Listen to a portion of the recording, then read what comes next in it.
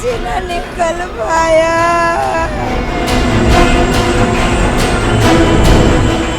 1 साल हो गया उसको उसमें ड्यूटी करते हुए। सुबह जाते हुए मैं देखी थी, शाम को मेरे को नहीं दिखाई दी। दर्जनों जिंदगियां,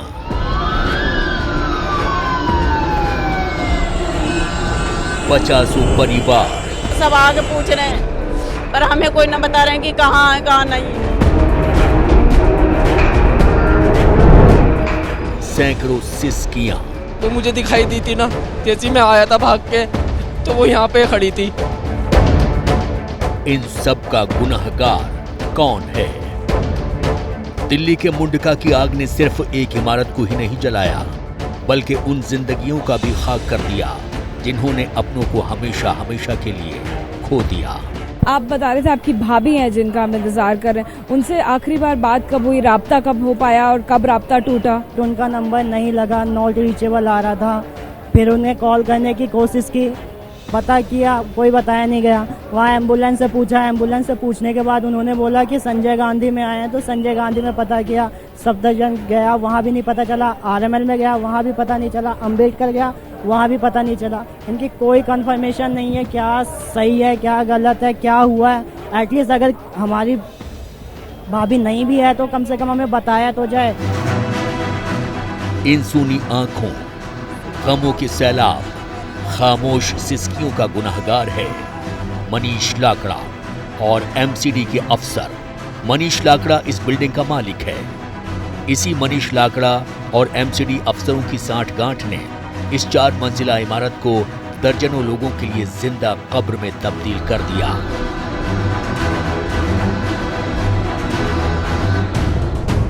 मनीष और MCD अफसरों की साठगांठ के गुनाह गिनते जाइए। ये अप्रूव्ड बिल्डिंग नहीं थी, फायर डिपार्टमेंट से तो कोई अप्रूवल नहीं दिया गया था, ना इनके पास एनओसी था, ना इसमें कोई फायर फाइटिंग के अरेंजमेंट थे।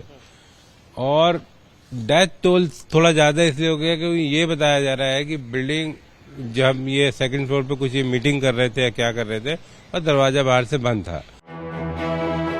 नंबर 1, बिल्डिंग में फायर सेफ्टी इंतजाम नहीं थे। नंबर 2, बिल्डिंग बिना एनओसी के चल रही थी। नंबर 3, फायर विभाग से बिना अप्रूवल के चल रही थी बिल्डिंग। ये बिल्डिंग भ्रष्टाचार की जीती जागती मिसाल थी। इस बिल्डिंग में 1-2 नहीं बल्कि कई नियमों की धज्जियां उड़ाई जा रही थी। इसमें कमर्शियल गतिविधियों की इजाजत नहीं थी। ये रेसिडेंशियल बिल्डिंग थी, लेकिन इसमें दफ्तर चल रहे थे। दरअसल इस बिल्डिंग में जो दफ्तर चल रहे थे उसके पास उसकी इजाजत ही नहीं थी। मतलब एक 4 मंजिला इमारत की 3 मंजिल पर अलग अलग कंपनियों के दफ्तर थे और किसी को कानो कान खबर तक नहीं थी। ये बात गले से नीचे नहीं उतरती। हाँ, मुंडका का जो सा एरिया था इन्होंने रेजिडेंशियल पर्पस के लिए इन्होंने बनाया था शुरू में। बाद में उन्होंने अपने आप उसको कमर्शियल कर लिया, तो कमर्शियल यूज कर लिया। ना उनके पास कोई किसी तरह का लाइसेंस है, ना ही उनके पास कोई फायर का एनओसी था। जब वो कमर्शियल काम कर भी रहे थे, छुपा के कोई कमर्शियल काम कर भी रहे थे, तो उनके पास फायर के जो बाई चांस कोई आग का प्रोविजन हो, उसमें कोई इक्विपमेंट्स वगैरह चाहिए हो, उनके पास कोई भी ऐसा सिस्टम नहीं था। ना ही उनके पास कोई इमरजेंसी का जो एक प्रोविजन रखना पड़ता है, जीना वगैरह, वो भी नहीं था। तो कुछ ऐसी मिसहैपनिंग हो गई, तो अब उसके लिए जिम्मेवारी क्या कर सकते हैं। फिर भी हमने MCD के उच्च अधिकारियों को कह दिया कि इस पे हमें 48 घंटे अंदर हमें रिपोर्ट दीजिए। दरअसल नियम ये है कि अगर रिहायशी बिल्डिंग को कमर्शियल करना है तो उसका लैंड यूज बदलवाना पड़ता है। इस काम में लाखों रुपए खर्च होते हैं। मनीष लाकड़ा ने MCD अधिकारियों से साठगांठ कर ये लाखों रुपए तो बचा लिए, लेकिन इसकी कीमत मासूमों की जिंदगी को चुकानी पड़ी। खुद मनीष लाकड़ा के परिवार पर भी उसकी इसी लालच की जद में जान पर बन आई थी। लोगों की माने तो मनीष लाकड़ा भी अपने परिवार के साथ इसी बिल्डिंग की 3री मंजिल पर रहता था। जब आग लगी तब मनीष लाकड़ा की पत्नी, 2 बच्चे और मां भी इसी बिल्डिंग के अंदर मौजूद थे। उन्हें भी कल रेस्क्यू टीम ने बचाया। इस पूरी घटना पर कुछ बेहद अहम सवाल उठ रहे हैं, जिनका जवाब मिलना बेहद जरूरी है। नंबर 1, फायर एनओसी नहीं थे, फिर भी कैसे चल रही थी कंपनी? नंबर 2, बिल्डिंग में सिर्फ 1 सीढ़ी क्यों? लापरवाही की सजा क्या? नंबर 3, नियम तोड़ने वाली कंपनियों पर बुलडोजर कब चलेगा? इन्हीं सवालों को लेकर एबीपी न्यूज पहुंचा नॉर्थ एमसीडी के मेयर राजा इकबाल सिंह के पास, तो उनका जवाब भी सुनिए। नहीं, ऐसा है कि अभी फ़िलहाल तो उनके पास कोई लाइसेंस नहीं है।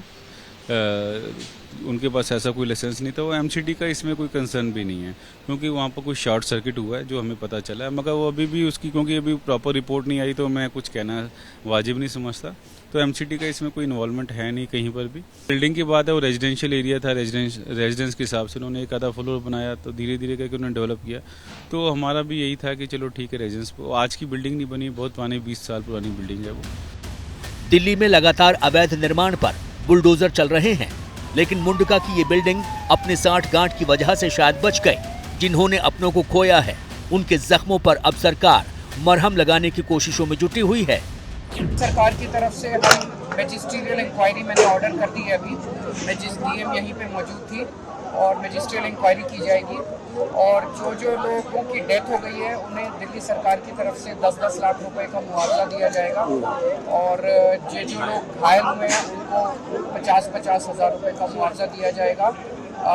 2 लोगों, ये जो 2 भाई थे, इनको अरेस्ट कर लिया गया है, लेकिन जो भी गिल्टी है, जो भी जांच में निकल के आएगा उनको बख्शा नहीं जाएगा। इस पूरे मामले पर कार्रवाई की बात तो कही जा रही है, लेकिन राजनीति भी जोरों पर है। बीजेपी पूरे मामले पर दिल्ली सरकार को घेर रही है। मैं आज दिल्ली के मुख्यमंत्री से पूछना चाहता हूं कि ये हाई राइज बिल्डिंग थी, फायर ब्रिगेड के पास क्या लोगों को बचाने के लिए क्रेन थी?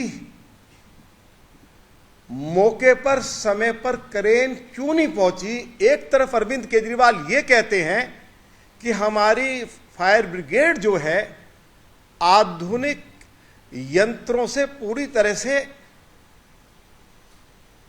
सुशोभित कहिए या लैस है।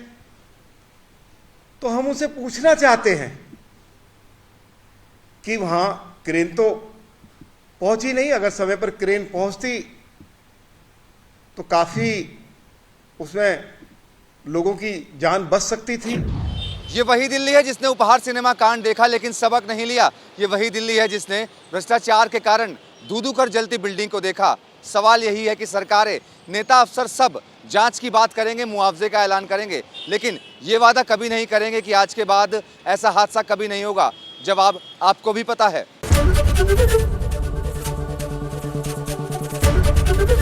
एबीपी न्यूज़ आपको रखे आगे।